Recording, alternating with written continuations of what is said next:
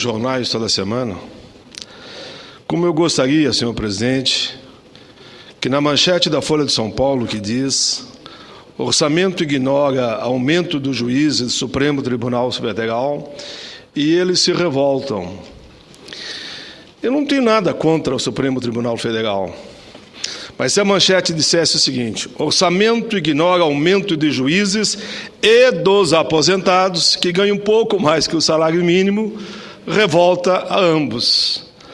Mas percebo que quando se trata do Supremo Tribunal Federal, a manchete é grande, se abre uma negociação, e aqui nós estamos falando de algo em torno de 8 bilhões.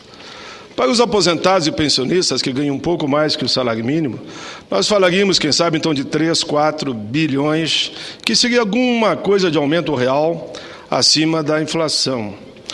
Mas, infelizmente, a vida não é assim. Mas eu tenho muita esperança, eu falava agora ainda com o senador Walter Pinheiro, falei com o senador Pimentel, falei também com o Vital do Rego, né? O senador Vital do Rego, e falei ontem com o representante do ministro Garibaldi numa audiência pública, e todos me dizem que nada está fechado e é possível nós continuarmos discutindo na busca do entendimento. Tivemos ontem uma audiência pública e o representante do ministro Garibaldi disse com todas as palavras que não está fechado o diálogo para os aposentados e pensionistas que ganham um pouco mais com o salário mínimo. Eu diria que a ampla maioria fica entre 1 e 3 salários mínimos no máximo. É desse povo que eu estou falando. Não estou falando de aumento do legislativo, nem dos 56% que querem os servidores do judiciário. Eu estou falando algo em torno aí de 4% a 5% de um reajuste que teríamos para os aposentados e pensionistas.